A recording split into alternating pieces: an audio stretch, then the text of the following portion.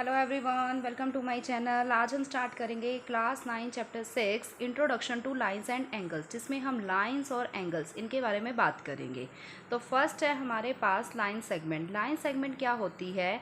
A line with two and points is called line segment, जिसके दो and points हो। जैसे आपको अगर कहा जाए कि आपको 5 सेंटीमीटर की लाइन लेनी है, तो जैसे ये दो पॉइंट्स हैं तो आप 5 सेंटीमीटर की ही लाइन लोगे। ये हो गया ए, ये हो गया बी, ठीक है। तो यहाँ पर आप 5 सेंटीमीटर की ही लाइन को ड्रॉ करोगे। क्लियर? तो जिसके हमारे पास दो एंड पॉइंट हो उसे हम बोलते हैं लाइन सेगमेंट, और इसे हम डिनोट किससे करते हैं? Normal A B. जैसे हमने ये लाइन ले ली ए बी, जिसमें हमारे पास प्रॉपर जो है वो उसकी लेंथ होती है। और लाइन क्या है? जिसकी हमारे पास सिर्फ लेंथ होती है, कोई ब्रेड्थ नहीं होती, उसे हम लाइन बोलते हैं। और लाइन सेगमेंट क्या होती है? जिसके दो एंड पॉइंट हो, इक्वल मेजर दी हो, हमें मेजरमेंट दी हो।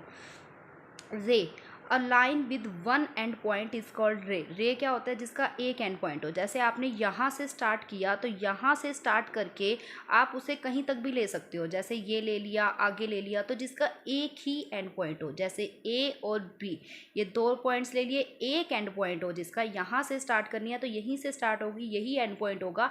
आगे आप इसे कहीं भी लेके जा सकते हो। तो इसे डिनोट कैसे करते हैं कि एक तरफ से हम इसे बढ़ा सकते हैं। जैसे ये ए बी है तो ये रे हो जाएगी।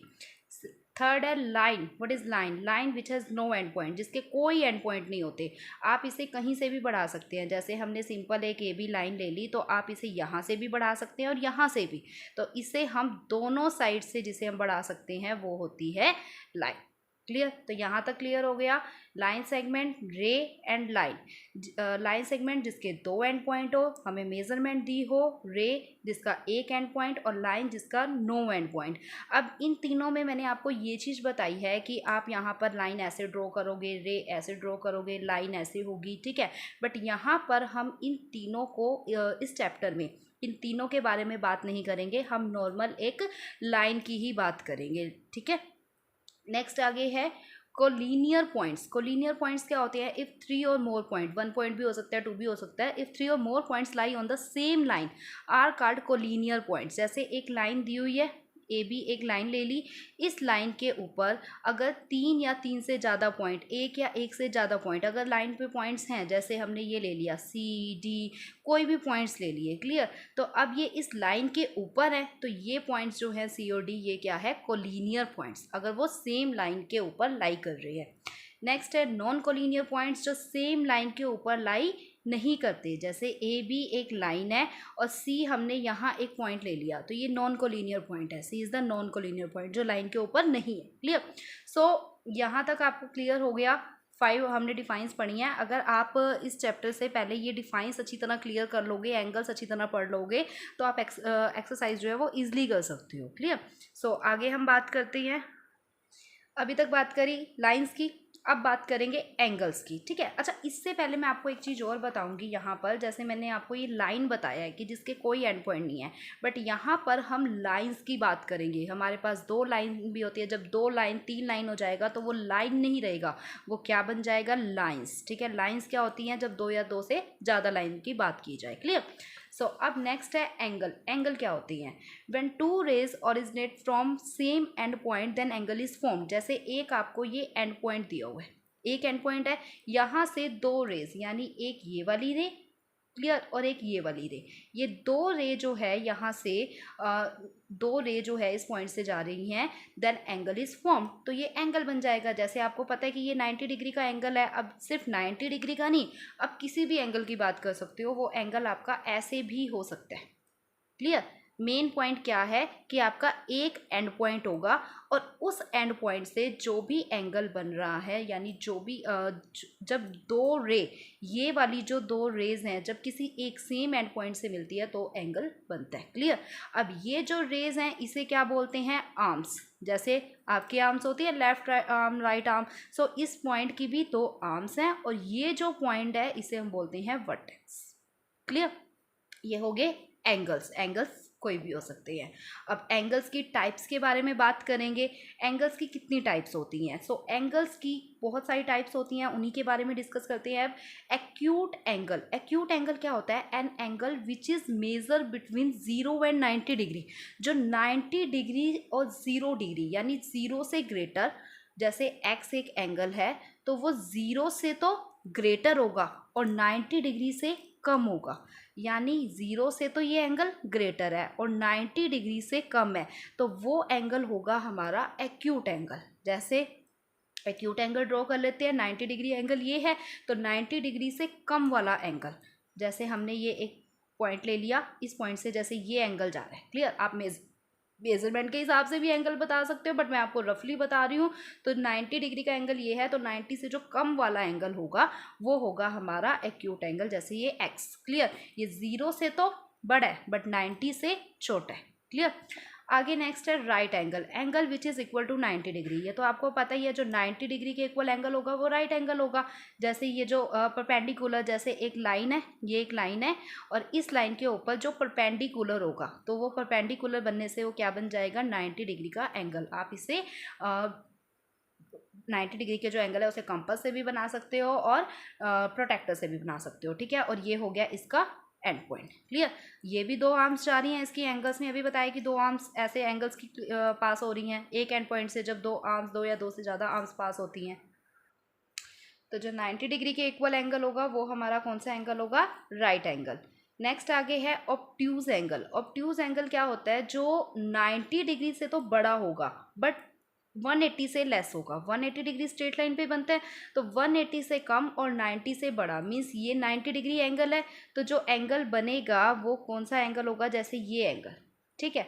90 से तो ये एंगल जो है वो बड़ा है। क्लियर? यहाँ पे हमने ये एक एंगल ड्रॉ कर दिया।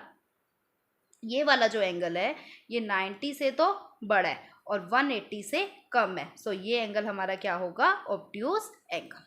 क्लियर? हम इसे ऐसे भी लिख सकते हैं कि 90 डिग्री से कम एंड 180 डिग्री से ज़्यादा। Straight angle. Angle which is equal to 180 degree. 180 degree angle कब बनेगा? जैसे एक एंड पॉइंट है, ये एंड पॉइंट है, सेम डायरेक्शन में जब लाइंस जो होती हैं, जैसे इधर से जा रही है और ये लाइन जो जा रही है, ठीक है, तो ये दोनों लाइंस जब मिलती हैं तो क्या बनेगा? ये 180 डिग्री का एंगल। क्लियर? तो ये है हमारा 180 डिग्री का एंगल। जो एक ही एंड पॉइंट से जब दो रेज जा रही हैं, दो पॉइंट्स यानी दो एक स्ट्रेट लाइन बन रही है, तो वो क्या हो जाएगा? Straight angle 180 degree. नेक्स्ट है reflex angle. Angle which is greater than 180 degree. 180 degree angle अभी हमने की है, 180 से कम होगा बट 360 से ज़्यादा 360 से कम होगा, 180 से ज़्यादा होगा। ठीक है? Which is greater than 180 means 180 से ज़्यादा और 360 से कम। जैसे ये 180 डिग्री एंगल है, अगर हम इस सर्कल को पूरा का पूरा ड्रॉ कर दें तो वो 360 डिग्री एंगल बन जाएगा स्ट्रेट लाइन पे। सो अब हमें यहाँ पर रिफ्लेक्स एंगल बनाना है, तो रिफ्लेक्स एंगल के लिए जैसे हमने ये एक एंगल लिया। क्लियर? इस एंगल को हमने नाम दे दिया x। ये हमारा x एक एंगल हो गया। ठीक है? तो रिफ्लेक्स एंगल क्या होगा? ये वाला ये एंगल। क्लियर? ये सारा क्या हो जाएगा? Reflex angle.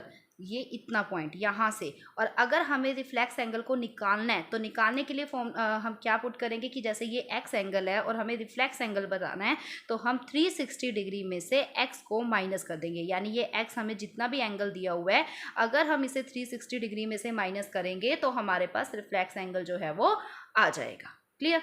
सो एंगल्स हो गए। एक्यूट एंगल जो 90 से कम होगा, राइट जो 90, ऑब्ट्यूज जो 90 से ग्रेटर, 180 से कम, and straight angle which is equal to 180। And reflex angle निकालने के लिए हमें क्या करना है कि 360 में से एंगल को माइनस करके हम रिफ्लेक्स एंगल जो है वो निकाल सकते हैं। क्लियर? आगे बढ़ते हैं। Complementary angle. कॉम्प्लीमेंट्री एंगल क्या होते हैं? इसमें हम पेयरिंग में दो एंगल्स लेंगे, two angles whose sum is 90 degree, जिनका सम 90 डिग्री होगा, are called complementary angles. Complementary angles बोलेंगे। जैसे हमने एंगल्स ले लिए, दो एंगल्स हैं। क्लियर? ये दो एंगल्स हम यहाँ पर ले लेते हैं, ये है x और ये है y। ये दो एंगल्स हमने ले लिए। ठीक है? x और y, अगर इन दोनों का जो सम है x और y, अगर इन दोनों का सम जो है वो 90 डिग्री हो जाए, अगर इन दोनों का सम 90 डिग्री होता है तो वो एंगल्स हमारे हो जाएंगे कॉम्प्लीमेंट्री एंगल्स। कॉम्प्लीमेंट्री एंगल्स क्या होते हैं? Two angles who sum is 90 degree. निकालने का तरीका क्या होगा? जैसे x plus Y is equal to 90 degree, यानी दोनों का जो सम है वो 90 डिग्री होगा। क्लियर? सो अगर मान लो हमें एक एंगल दिया हुआ है, जैसे ये एंगल हमें दिया हुआ है 40 डिग्री, और हमें y एंगल निकालना है, तो y एंगल निकालने के लिए x हमें क्या दिया हुआ है? 40 degree. x is equal to 40 degree, 40 plus Y is equal to 90 degree. तो y क्या आ जाएगा? 90 degree minus 40 degree is equal to 50 degree. Clear? So हम ऐसे भी एंगल्स को निकाल सकते हैं, बट आपको क्या ध्यान रखना है कॉम्प्लीमेंट्री एंगल में कि सम किसके इक्वल होगा? 90 डिग्री के। सेम है सप्लीमेंट्री एंगल है, बट सप्लीमेंट्री एंगल में to angles who sum is 180 degree. 180 degree ये स्ट्रेट एंगल बनता है, स्ट्रेट लाइन पे एंगल बनेंगे। क्लियर?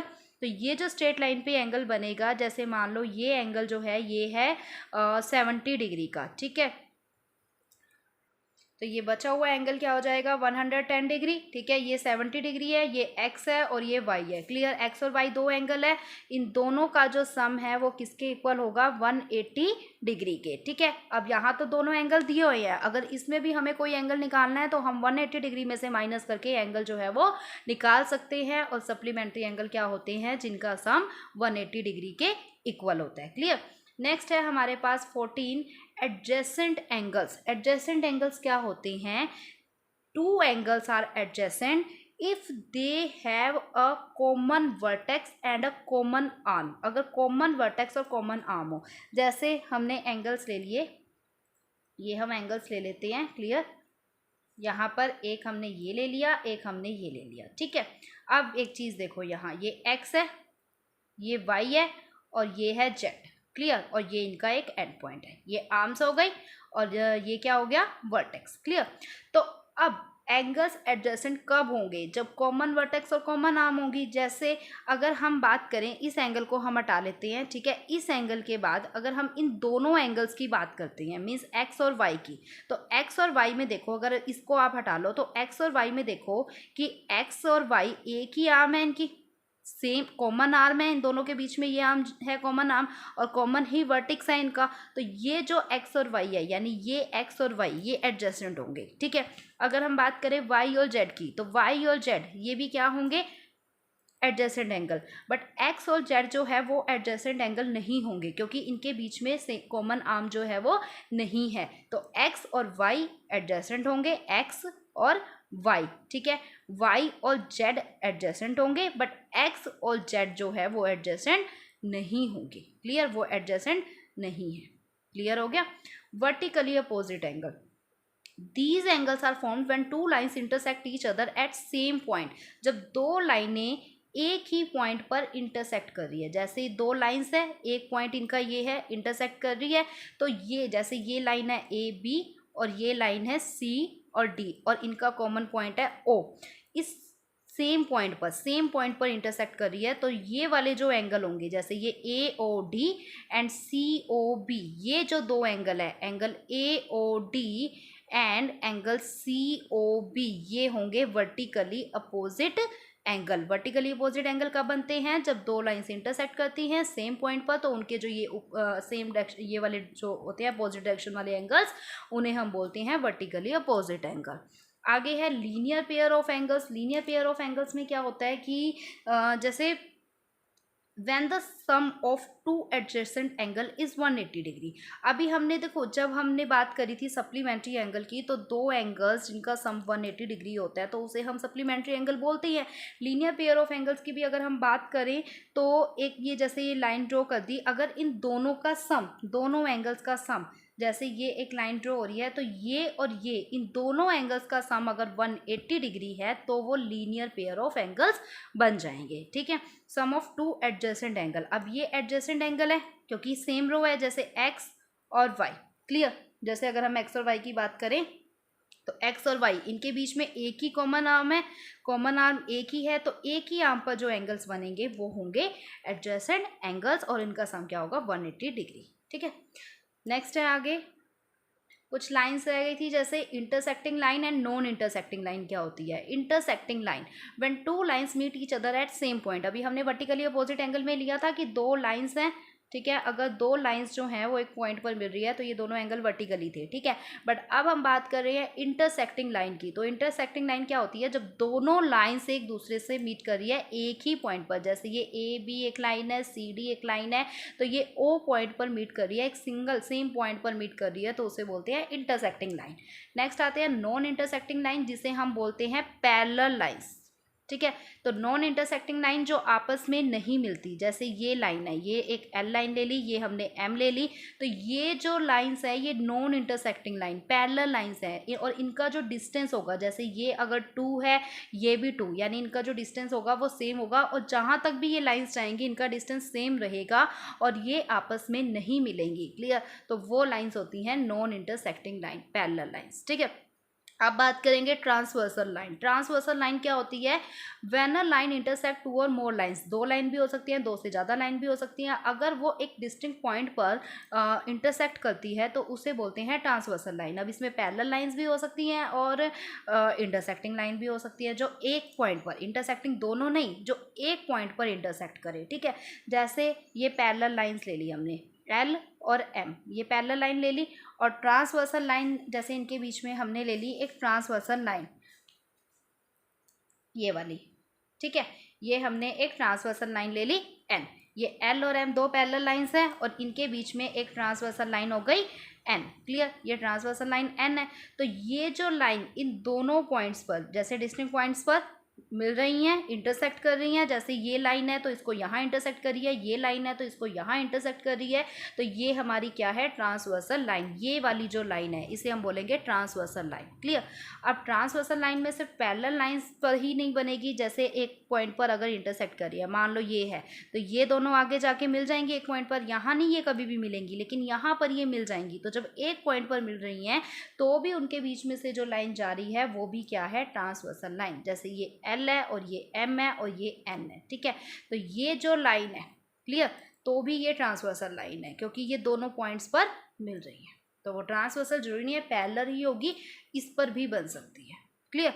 अब नेक्स्ट है exterior angle and interior angles. Exterior angle, interior angle क्या होते हैं? अब अगर हम बात करें ट्रांसवर्सल लाइन की, तो जब लाइन जो है वो एक डिस्टिंक्ट पॉइंट पर मीट करेगी तो वो कुछ एंगल्स बनाएगी, जैसे ये एंगल बन जाएगा, ये एंगल, ये एंगल, ये एंगल बनेगा, ठीक है। ये एंगल्स बन जाएंगे, ये सारे एंगल्स बन जाएंगे।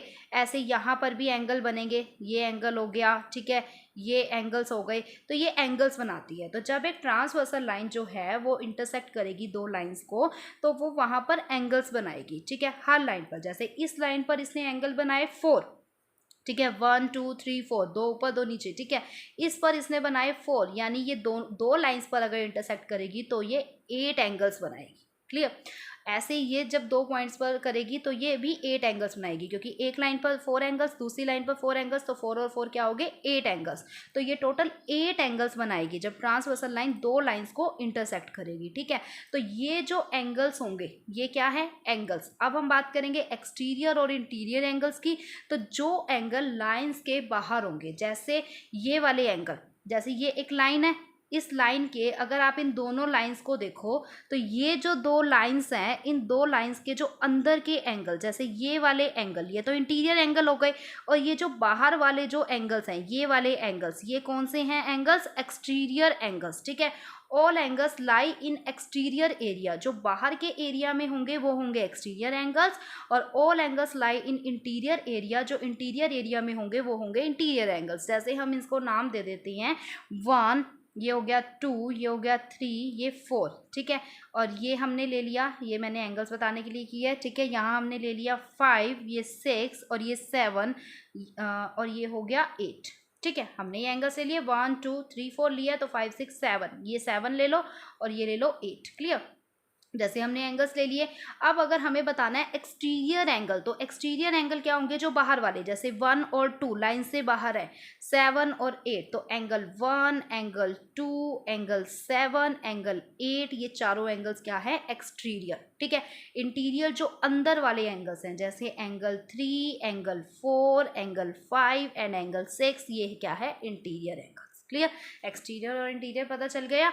अब नेक्स्ट बात करते हैं पेयर ऑफ एंगल्स, एंगल्स के पेयर की, ठीक है। अभी तक हमने कुछ इंटीरियर एक्सटीरियर एंगल जैसे बताए, अलग अलग एंगल्स बता दिए। अब एंगल्स की पेयरिंग की अगर हम बात करें तो पेयर ऑफ एंगल्स में हमने किन एंगल्स की बात करनी है? Corresponding angles, alternate interior angles, alternate exterior angles and को इंटीरियर एंगल्स, ठीक है। सो अब अगर हम बात करें यहाँ पर, ये हमारे पास L और M दो लाइंस दी हुई हैं। ये जो N है ये इन पर ट्रांसवर्सल लाइन है, ये P पर मिल रही है और ये क्या ऊपर मिल रही है, ये दो पॉइंट है। एंगल कौन कौन से बन रहे हैं? 1 2 3 4 5 6 7 8, ये जो पॉइंट है ये चारों पॉइंट, इनको बहुत ध्यान से समझना। क्लियर? सो अब हम बात करेंगे कोरस्पॉन्डिंग एंगल्स की। कोरस्पॉन्डिंग एंगल्स क्या होती है? अभी तक हमने एक्सटीरियर एंगल्स, इंटीरियर एंगल्स की बात करी, एंगल्स की बात करी कि एंगल्स कितने बनते हैं। अभी तक हमने सिर्फ इतनी ही चीज़ों के बारे में बात करी, ठीक है। अब हम बात करेंगे कोरस्पॉन्डिंग एंगल्स की। सो कोरस्पॉन्डिंग एंगल्स में क्या होता है? Angles which are on the same side of transversal and in same position, same position में एंड इक्वल इन मेजर, और मेजरमेंट में भी इक्वल हो। क्लियर? बात समझ आई? कैसे? अब इसमें देखते हैं। Which are on the same side, जैसे ये ट्रांसवर्सल लाइन है, ठीक है, ये वाली लाइन ट्रांसवर्सल लाइन है, तो इस ट्रांसवर्सल लाइन की ये हो गई लेफ्ट साइड, ये हो गई राइट साइड, ठीक है। सेम साइड मीन्स अगर हम इस साइड की बात कर रहे हैं, पेयर ऑफ एंगल्स की बात कर रहे हैं, तो हमें यहाँ दो दो एंगल्स का पेयर बनाना है। दो लाइंस है, दो एंगल्स का पेयर बनेगा। तो अब हमें यहाँ पर दो लाइंस यानी दो एंगल्स का पेयर बनाना है। तो उन दो एंगल्स में जो सेम साइड पर हो, यानी अगर फर्स्ट एंगल लेफ्ट साइड पे है तो सेकेंड एंगल भी लेफ्ट साइड पे होगा। फर्स्ट एंगल अगर राइट साइड पे है तो सेकेंड एंगल भी राइट साइड पे होगा। सेम साइड पता चल गई कि हमें इन, यानी अगर हम लेफ्ट साइड में से कोई एंगल ले रहे हैं तो उसका कोरस्पॉन्डिंग एंगल भी हमें लेफ्ट साइड पर मिलेगा। And in same position, same position में हो। तो जैसे अगर हम इस लाइन की बात करें तो ये लाइन के ऊपर वाले एंगल्स हो गए अबव एंगल्स, और इन्हें बोल दो बिलो एंगल्स, ये नीचे वाले एंगल्स हो गए, ठीक है। ऐसे ये M लाइन है तो ये इसके अबव वाले एंगल्स हो गए और ये इसके बिलो वाले एंगल्स हो गए। सो अभी तक हमने बात करी सेम साइड की कि अगर हम लेफ्ट साइड वाले एंगल ले रहे हैं तो सिर्फ लेफ्ट हैंड साइड, ठीक है। अब हम बात करें पोजीशन की कि अगर हम इस लाइन का, ये जो लाइन है, अगर हम इसका ऊपर वाला एंगल ले रहे हैं तो जो सेकंड लाइन है उसका भी हम ऊपर वाला एंगल लेंगे। बात समझ आई कि जो साइड हम ले रहे हैं और उसी में वही सेम पोजीशन ले रही है। अगर हम सेम साइड और सेम पोजीशन लेते हैं और वो मेजरमेंट में भी इक्वल होती हैं तो उन एंगल्स को बोलते हैं हम कोरस्पॉन्डिंग एंगल्स। दोबारा बता रही हूँ, दो लाइंस हैं, ये ट्रांसवर्सल लाइन है, ट्रांसवर्सल लाइन की ये लेफ्ट हैंड साइड है, ये राइट हैंड साइड है। तो लेफ्ट हैंड साइड पर अगर हम एंगल, पहला एंगल लेफ्ट हैंड साइड का ले रहे हैं तो उसका जो पेयरिंग करेंगे तो वो भी लेफ्ट हैंड साइड ही होगी।